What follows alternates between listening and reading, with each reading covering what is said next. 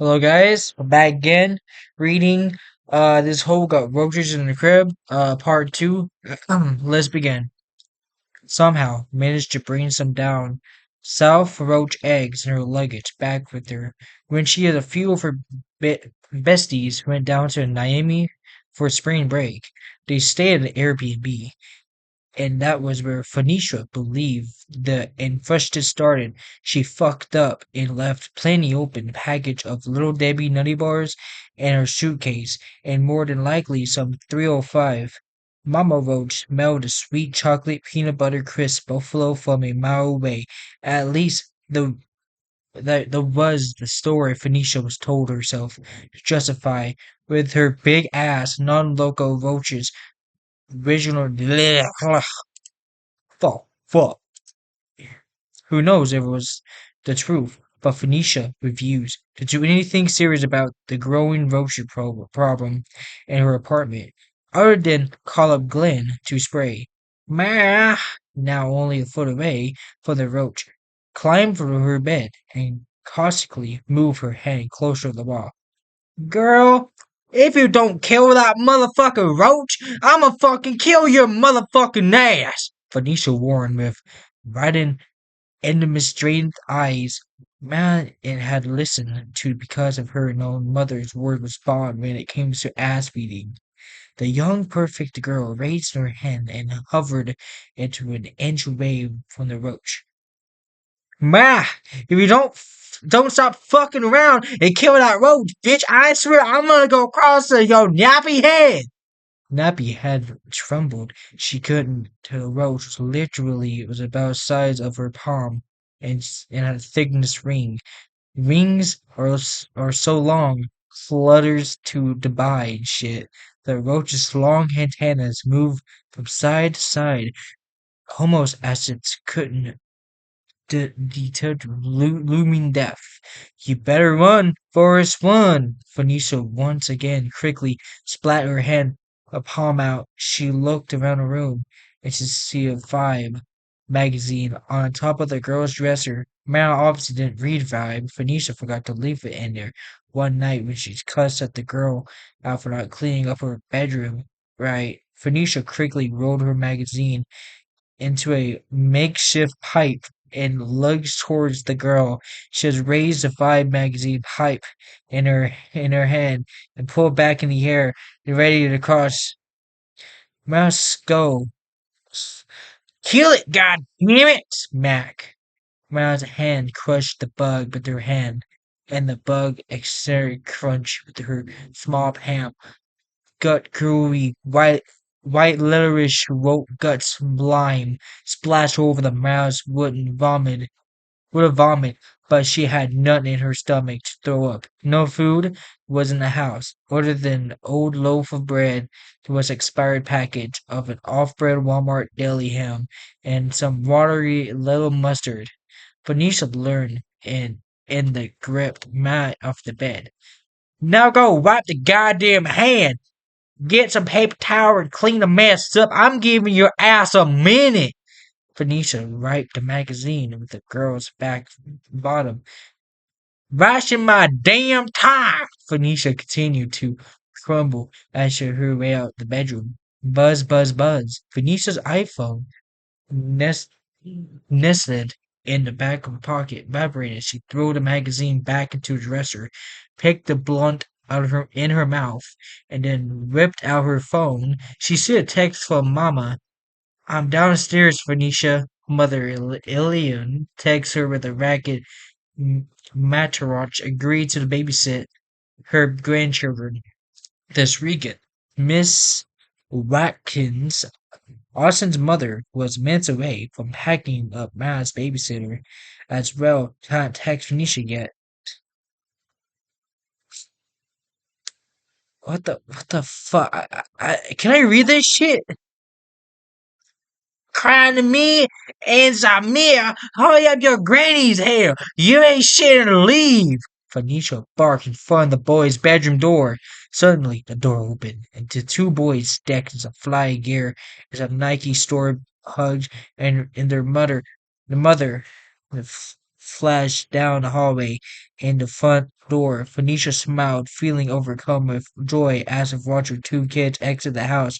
She wasn't just joyful, she was gonna have some time to herself. She felt like a sense of rapture and pride, with her boys were growing fast, becoming the young man she always finished real street N-words. Dope boys just like their fathers. Ma, after washing her hand, made her way back to her bedroom and began to clean up the roach murder scene in her wall. Some water, drenched paper towels.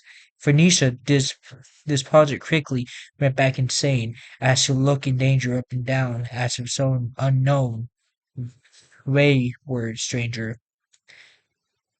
If you mention anything to your grandma, if what happened today you remember, you gonna get when you get home, understand, little girl? Yes, yes, Ma carefully replied. She wiped the wall when she's get done. Bring the motherfucker bring wait, hold on, let me read this one more time. Yes, Ma. Ma carefully replied as she rubbed the wall. When you get done, bring your motherfucking ass a clothes bag in the living room and sit there and wait till grandmommy come down. And in the living room, sit there. Oh, sorry, that my bad. Do not mess with my television either. I'm finna go shit and shower. Do not come in my room for nothing. Don't run your tiny hands through my fridge. Either let your granny feel your ass. You should be here 15 more minutes. You understand me? Yes. Yeah. Mal once again respond.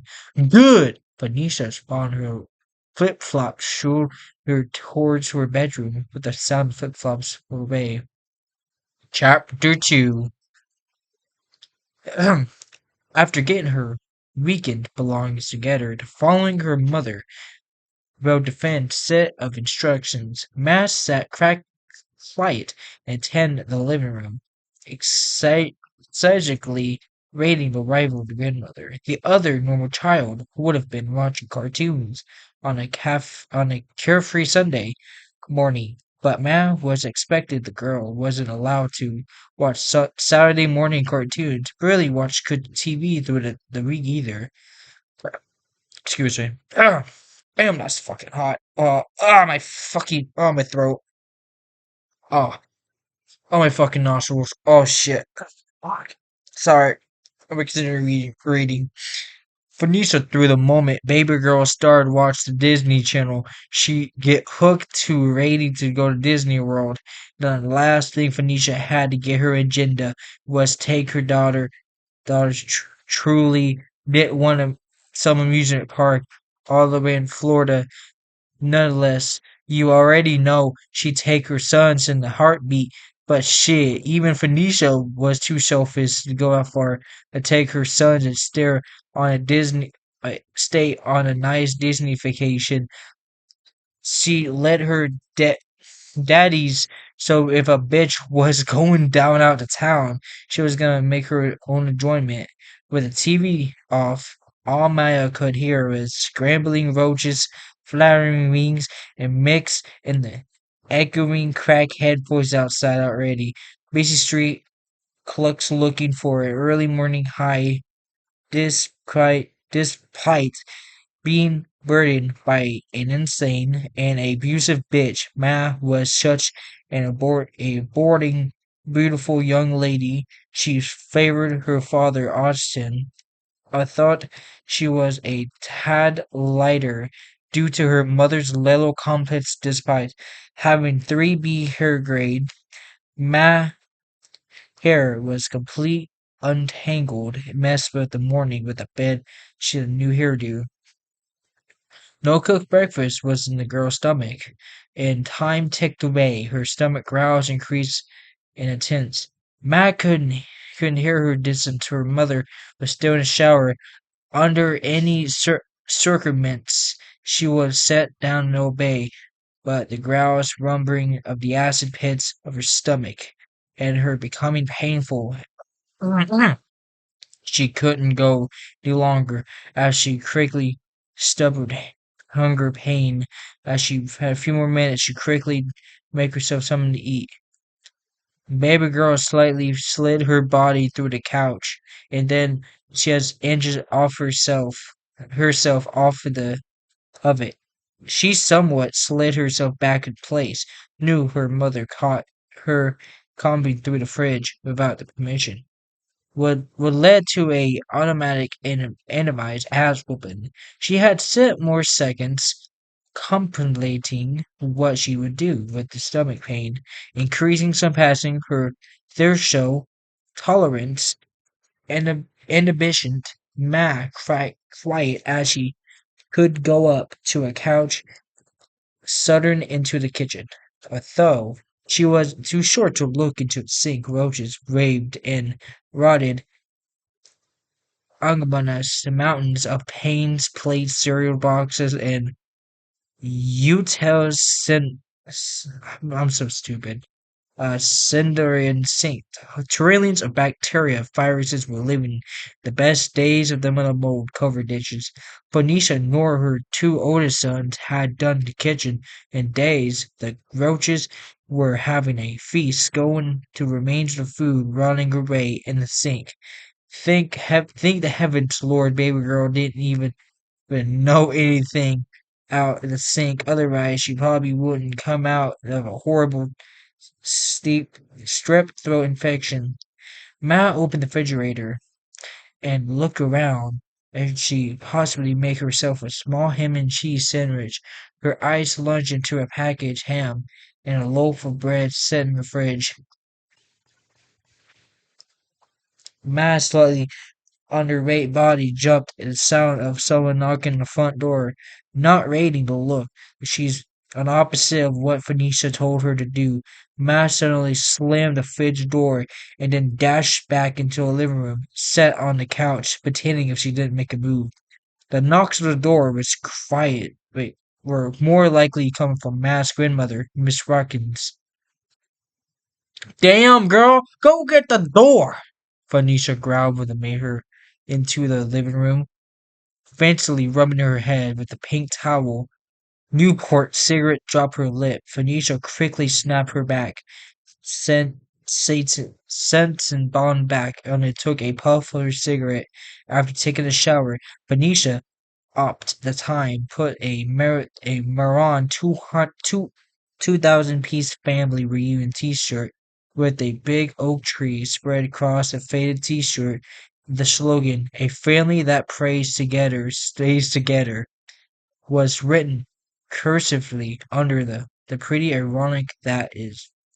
A ratchet bitch would be wearing such as a shirt giving that she wouldn't give two shits about trying to keep any semblance of family. Shanisha was the type of hoe didn't want any real lasting sense of peace with Austin or nor his family. Yeah, granted, her and Austin weren't together anymore, but at least for the sake my happiness and welfare once would think that Phoenicia would want to keep good relationships with her child father's family. Nope. Ma quickly go up to her the dirty stained door, caught cotton coach, and opened the door. Grandma, Ma ecstatically as she loaned her 61-year-old grandmother give her a tight embrace. Girl, I ain't seen you forever. Oh, I miss you so much. You ready for this weekend? You know your daddy missed too much. He can't even see you. Miss Watkins smiled, exclaimed of her and her grandbaby. I miss you too, Granny. Shy Miles shouted, somewhat fighting back tears, glad to see her grandmother. As Miss Watkins stepped closer into the house, she scrambled the back room and quickly muzzled her face with the right hand. She looked back down at Matt, tried to painfully ignore the richness of the living room, as if thought the living room space was bad. She needed to see the rest of the motherfucking apartment. The house horribly reeked. The smell of tearing apart her nostrils was inaccessible, ironic, a legs of fishy pussy cheap alcohol. cigarettes, roach spray, fried chicken, piss, booty, cheese, must, hair grease, old hair, rave, unwashed clothes, rotting food, and pickle juice overwhelmed Miss Watson's usual creativity. It was a flagrant, flagrant of a abject circular of battery. The irony thought was Miss Rackets could tell Venetia attempt to mask the coloramorate of a disgusting smell with some cheap dollar store's zesty mountain spring air freshener as Miss Watkins continued to look around the upstairs nastiness of the apartment. Her eyes were buried, a bit of her skin itches tangled. Maybe it's her reaction, but it's a bit psychomatic. But a decent person step into apartment probably wouldn't have the same reaction. The last time Miss Watkins saw her grandbaby was about a good 7 months ago, although Phoenicia had full custody over Ma. Occasionally, she would allow Miss Watkins to rock to Ma over the phone, but let her stay with over a weekend, of course. That was done with it was a utmost con- conveyance with to Phoenicia. Even all of this bullshit and tense present between Austin and Phoenicia, Miss Watkins always tried her best to be tolerant with the psycho mother for her sake of Ma. Wherefore, though has been times when the grandmother wants to fuck me Phoenicia up like she was some random disrespectful street bitch who tried to snatch her purse. When is the truth she was. When Miss Watkins didn't have to stop her glut glutter's level. What the fuck is that? What the fuck? I'm gonna pass that one. Some visitors' rights to go out. Miss Watkins always offered her assistance and monetary help to make sure Phoenicia was a good is taking good care of her granddaughter, even despite living in the way of the Madison, the far southeast suburbs of Chicago. Miss Watkins have no problem driving into the big city with her granddaughter for the weekends. Once thinks the opportunity, Phoenicia had to get rid of the girl. She would take it. Oh, and then add some cash too. But nope, Moo Moo didn't want to take the risk having Ma tell her grandmother something that she might lead to some sort of child welfare investigation from the city or state. Then Phoenicia always wanted to forget she was some Miss Independent shit. But bitch, you depend the state of the fucking anyways, however, this weekend, after 7 months not seeing the girl, Phoenicia finally allowed Matt to stay with her grandmother for a few days. I thought it did take a deep talk with Dr. Sterling for Phoenicia to do with the permission, came up with a stern warning to her daughter. Through the weekend, Phoenicia keeps telling Matt if she fucks up and she reveals details of living situation and being treated. She rip her ass, even killing her. Damn child, your mama ain't feeling your son shitting. One more time, my bad. Damn child, your mama ain't be feeding you something. Miss Freakins jokingly remarked the discreet of concern of lace of her voice. She just glazed Mal up and down. The grandmother noticed Mal looked a bit underweight. I don't understand. Don't be telling your grandmother shit how I take you out of this world. That's the grandbaby could never heard her mother say the of the possible response to the grandmother questioned rather than say something to just obtend to continue holding Granny tightly. Don't want to let her go. Phoenicia stands some short feet away, form slightly grint on her face. She was ready to beat Ma little ass if she give Miss Watkins any and if she wasn't feeding her. Yeah, she was feeding her alright. Vienna sausages, cane beans, Alfman Cocoa Puffs with their milk beyond expired date, and a verge of curring mind of her sons were eating like young Saudi rebellions royal. McDonald's, Jara Pizza Puffs, chicken rings, ice cream, candy, Mexican food, etc. Even when this Phoenicia bitch got her stamps, she treated her kids to pizza. Mad was the only one allowed to have one slice of buffalo no ranch sauce either. The rest of the greasy Friday pizza mini buffet was deserved deserved by her two chubby, spoiled sons. Miss Watkins, when she looked up at Phoenicia with a flat, somewhat angered the face she ran hands through Matt's uncomfortable hair and crumbled.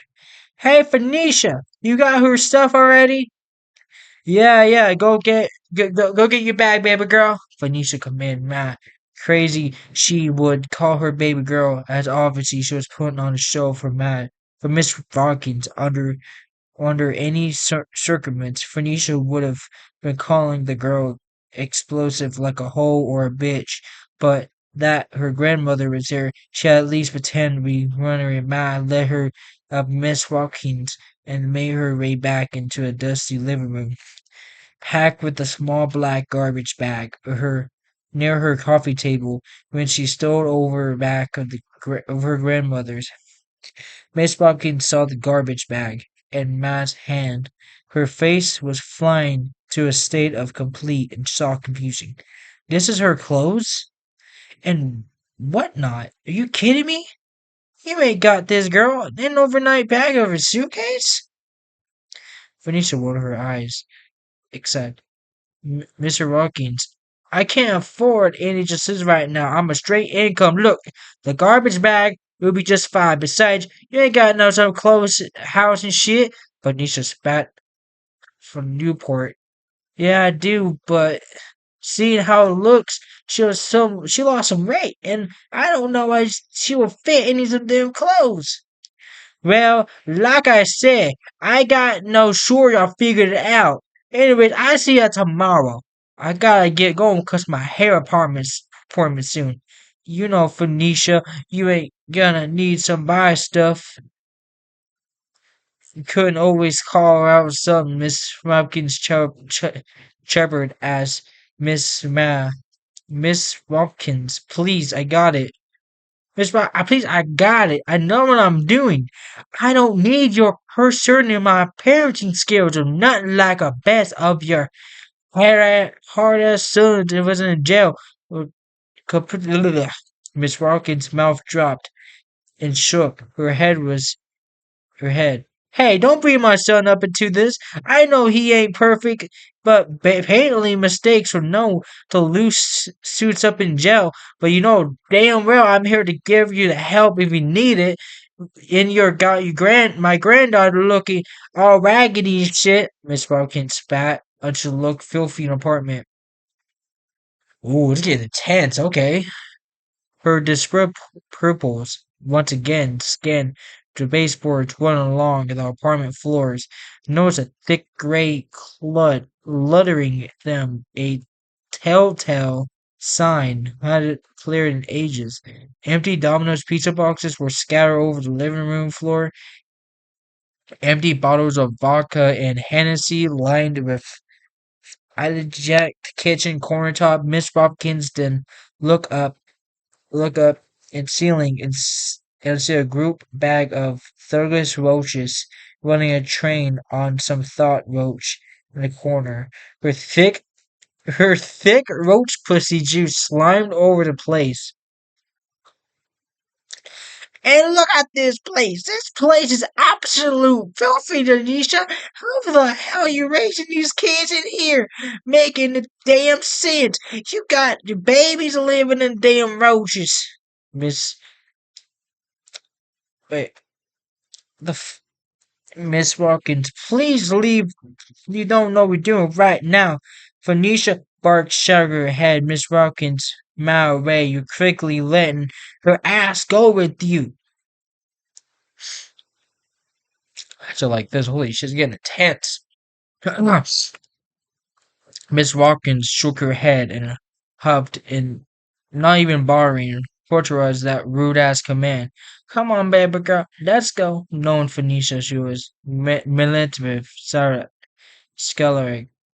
Miss Watkins grabbed her granddaughter by her hand and scruffed through the apartments into the parking lot where her Nissan Murano sat idle. John Miss Watkins' youngest son and also Miles' uncle sat in a passenger seat of a two laser. Miss Watkins approached the left passenger side of the truck.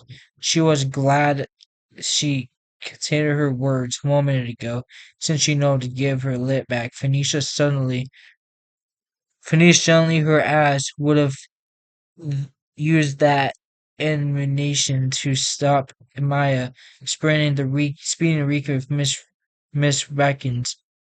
Opened the back passenger door, helped Maya and threw her bag closed in the back. Hey, Uncle John! Maya smiled as she reached to give Uncle a hug. John scanned the girl nice up and down and noticed smile body change. My girl, you getting big, but you looking skinny, yo. Mama ain't feeding you or something? Maya didn't say anything, just shrugged her shoulders. Remember, little bitch, I'll fuck you up if you're gonna run your motherfucking mouth. I know, right? The same thing. Wait, oh, my bad. I know, right? The same thing. The apartments. Miss Watkins commented, hearing Jonath observing with Ma's visible rate loss. Anyways, we're gonna go to Golden Corral on the way back. Miss Watkins asked, but fuck, my bad. Wait. Going to corral way back home and you get some real food in your stomach. You hungry, baby girl? Miss Bobkins asked her help Ma. She curled herself in the seat and proceeds to help her fasten her seatbelt. Yeah, ma'am, Ma instantly answered, with a huge smile running across her face. Good then. As we get some good food in your stomach before you dance tonight. Miss Bobkins closed Ma's door, then opened her door and fastened her seatbelt looking made their way back to the suburbs. The particular weekend was for two reasons why Phoenicia basically agreed to let Ma go over to grandmother's house. Once Phoenicia wanted to have the weekend herself, kid-free, this to my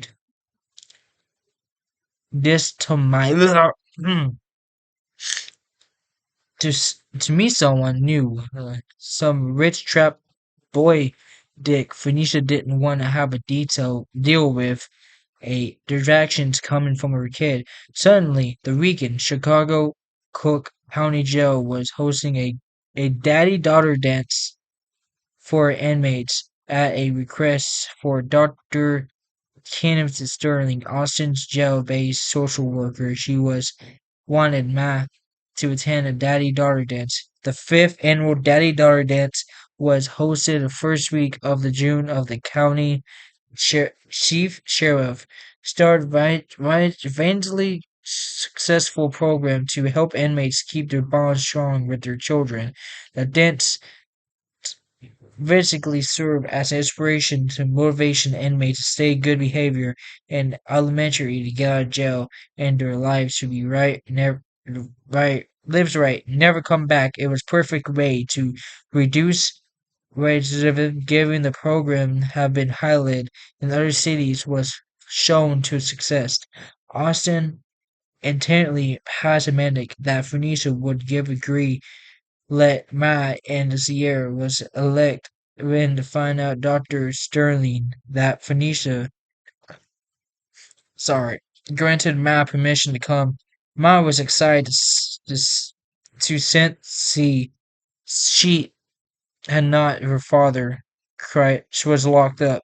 When it came to making weakling plans, Phoenicia usually had no issue sending her sons over to a mother place.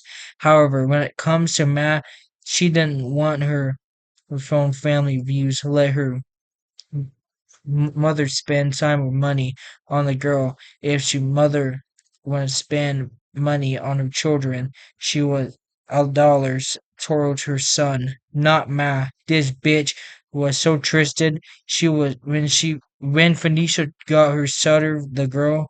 Usually it would have been one of the besties like Polly or Shuniti. I think I read that sentence twice by accident, so I'm sorry if I do that. Let's continue.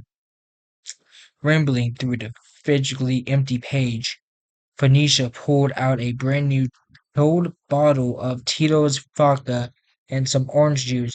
But baby, let me tell you, looking around even more, this kitchen was absolute fucking disaster. Dishes been sink for weeks. A couple of juvenile roaches danced across the absolute countertop when for an eighth grade prom. The loom the loom flooring was sticky. Cross spills of grape drink, soda, and other surgically liquids over the lift. Agent counterstep. Man, I would not live there.